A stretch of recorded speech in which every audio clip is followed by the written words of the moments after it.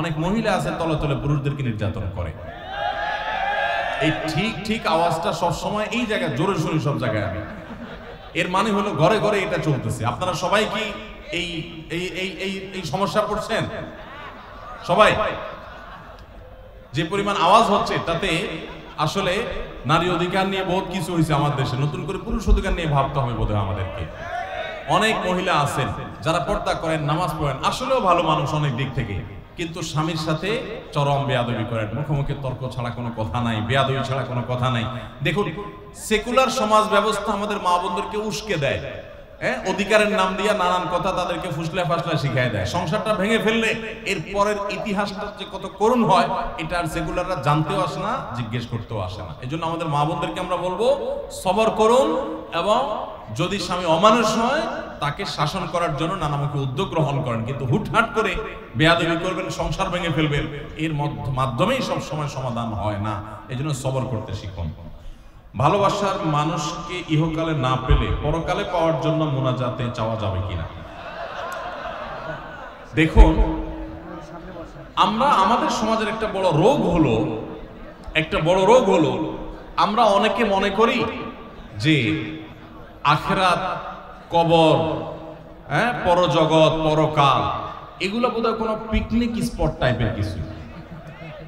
প্রশ্নের ধরন দেখলে এরকম বোঝা যায়। কদিন আগে কম্পিউটার লিখে নিয়ে আসছে। কদিন আগে একজনে প্রশ্ন করেছেন এক জায়গায়, প্রশ্নটা ছিল এরকম যে বলতেছে, হুজুর, একজন বাবা তিনি বলেছেন, আমি ছেলে মেয়েদেরকে বলছেন আমি তোদের জমি জমা ভাগযোগ করে দিয়ে যাব না, বলে দিয়ে যাব না কে কতটা পাবি, কারণ আমি চাই আমি কবরে শুয়ে শুয়ে তোদের কামড় কামড়ি দেখবো, মজা নেব।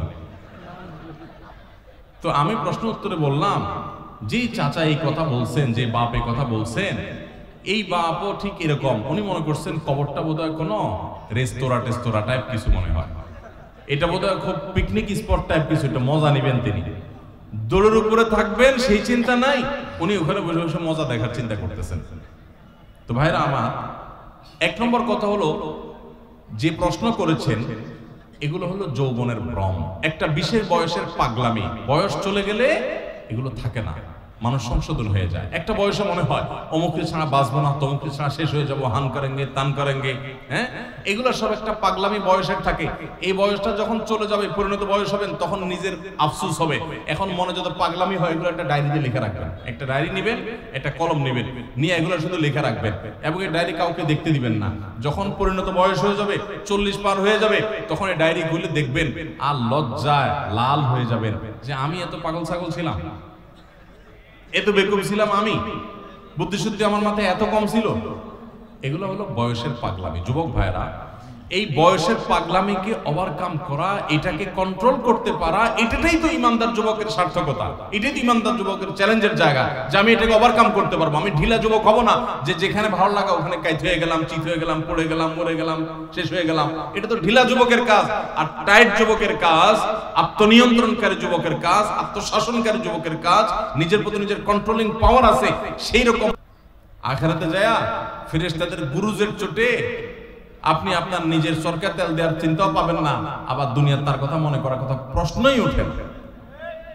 আল্লাহ তাআলা আমাদেরকে বোঝার তৌফিক দান করুন। এরপর প্রশ্ন হলো, আমার স্বামী কথায় কথায় আমার গায়ে হাত তোলে, গ্রামের দিকে খবর আপনারা জানেন না। আমার প্রশ্ন হলো, রোজা রেখেও আমার স্বামী গায়ে হাত তোলে, তাহলে তার কি রোজা হবে? যদি স্ত্রীর প্রতি জুলুম করে, নির্যাতন করে, শারীরিকভাবে তাকে লাঞ্ছিত করে, তুচ্ছ করে, তাহলে সন্দেহাতীতভাবে সেই স্বামী অপরাধী, সেই স্বামী গুনাহগার। স্ত্রীর যদি অধিকার নষ্ট করে, তার প্রতি যদি জুলুম করে, কথায় কথায় গায়ে হাত তোলা অবশ্যই জুলুম। এই জুলুম যদি কোনো পুরুষ করে, কোনো স্বামী করে, তিনি রোজা রেখে জুলুম করছেন, তার মানে তিনি গাছের গোড়া কেটে আগায় পানি দিচ্ছেন, তিনি ওষুধও খাচ্ছেন, বিষও খাচ্ছেন। রোজা রেখে তার উপকার হচ্ছে, কিন্তু জুলুম করে তার আবার ধ্বংস তিনি ডেকে আনছেন। রোজার মর্ম যদি তিনি বুঝতেন, তাহলে এটা করতেন না। নবী সাল্লাল্লাহু আলাইহি ওয়াসাল্লাম বলেছেন, রোজাদার ব্যক্তির সাথে কেউ যদি ঝগড়া করতে আসে, সে বলবে, ভাই আমি রোজাদার, আমি ঝগড়ার উত্তর দিতে পারতেছি না। আর এই লোক বরং ঝগড়া তো দূরের কথা, আরো এক কাঠি সরস, সেই বোর গায়ে হাত তুলছে, মারামারিতে লিপ্ত হচ্ছে, সন্দেহাতীতভাবে সে রোজার মর্যাদা রাখে রাখে নাই, এই লোক প্রকৃত অর্থে রোজাদার না। তারপরও তার রোজা সে রাখা কন্টিনিউ করবে এবং রোজার মর্মটা বোঝার চেষ্টা করবে। আল্লাহর কাছে তার হেদায়েতের জন্য আপনি দোয়া করবেন এবং সবর করবেন, অন্যদেরকে দিয়ে তাকে বোঝাবেন। আমরা অনেক পুরুষ আছি এখনো স্ত্রীদের প্রতি জুলুম করি। আজকাল অবশ্য কিছুটা পাল্টে গেছে পরিবেশ, অনেক মহিলা আছে তলে তলে পুরুষদেরকে নির্যাতন করে। এই ঠিক ঠিক আওয়াজটা সবসময় এই জায়গায় জোরে শুনি সব জায়গায় আমি। এর মানে হলো ঘরে ঘরে এটা চলতেছে। আপনারা সবাই কি এই এই এই এই এই সমস্যা পড়ছেন? সবাই যে পরিমাণ আওয়াজ হচ্ছে তাতে আসলে নারী অধিকার নিয়ে বহুত কিছু হয়েছে আমার দেশে, নতুন করে পুরুষ অধিকার নিয়ে ভাবতে হবে বোধহয় আমাদেরকে। অনেক মহিলা আছেন যারা পর্দা করেন, নামাজ পড়েন, আসলেও ভালো মানুষ অনেক দিক থেকে, কিন্তু স্বামীর সাথে চরম বেয়াদবি করেন। মুখোমুখি তর্ক ছাড়া কোনো কথা নাই, বেয়াদবি ছাড়া কোনো কথা নাই। দেখুন, সেকুলার সমাজ ব্যবস্থা আমাদের মা বোনদেরকে উস্কে দেয়, অধিকারের নাম দিয়ে নানান কথা তাদেরকে ফুসলে ফাসলা শিখাই দেয়। সংসারটা ভেঙে ফেললে এর পরের ইতিহাসটা যে কত করুণ হয় এটা আর সেকুলাররা জানতেও আসে না, জিজ্ঞেস করতেও আসে না। এই জন্য আমাদের মা বোনদেরকে আমরা বলবো সবর করুন, এবং যদি স্বামী অমানুষ হয় তাকে শাসন করার জন্য নানামুখী উদ্যোগ গ্রহণ করেন, কিন্তু হুটহাট করে বেয়াদবি করবেন, সংসার ভেঙে ফেলবেন, এর মাধ্যমেই সব সময় সমাধান হয় না। এই জন্য সবর করতে শিখুন। কোন আমল করলে হিসাব ছাড়া জান্নাতে যাওয়া যাবে? হিসাব ছাড়া জান্নাতে যাওয়ার জন্য বিভিন্ন আমলের কথা আছে। আল্লাহ তাআলা কিছু মানুষকে আমাদের বিনা হিসাবে জান্নাতে দিবেন, বিশেষ করে যারা আল্লাহর প্রতি তাওয়াক্কুল এবং ভরসা এই লেভেলের থাকবে যে তারা কারোর কাছ থেকে ঝাড়ফুঁকের আশ্রয় নেওয়া, কারোর কাছ থেকে কোনো কিছু আশ্রয় নিবে না। এটা আপার ক্লাসের মুত্তাকিদের, মুতাওয়াক্কিলদের কথা, তাওয়াক্কুলকারীদের কথা।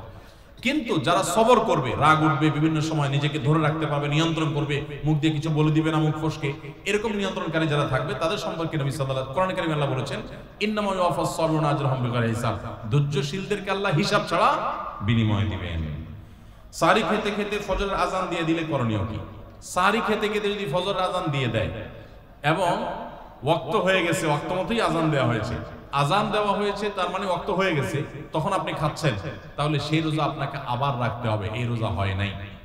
কারণ সারি খেতে হবে ফজরের ওয়াক্ত হওয়ার আগে আগে। ফজরের ওয়াক্ত শুরু হয়ে গেছে, তখনও আপনি খাওয়াতেই আছেন এবং গিলেছেন, তাহলে আপনার রোজা হবে না। যদি এমন হয় যে ওয়াক্ত হচ্ছে তার আগ মুহূর্তে খেয়েছেন, এখন মুখে খাবার আছে, খান নাই, নিয়েছেন খাওয়ার জন্য, বাকি ওয়াক্ত হয়েছে বা আজান হয়েছে দেখে আপনি ফেলে দিয়েছেন, তাহলে রোজা হতে পারে। এখন দেখবেন যে ওয়াক্ত হওয়ার পরে কিছু খাইছেন কিনা, অল্প যদি খেয়ে থাকেন ওয়াক্ত হওয়ার পর, ধরুন আপনার 5:20 আজান হলো বা ওয়াক্ত হলো ফজরের, তো আপনি ঠিক 5:20 সময় অল্প একটু খেয়েছেন, একদম পানি খেয়েছেন, বাস এই রোজাটা আপনার আবার রেখে দিতে হবে, কাজা করতে হবে।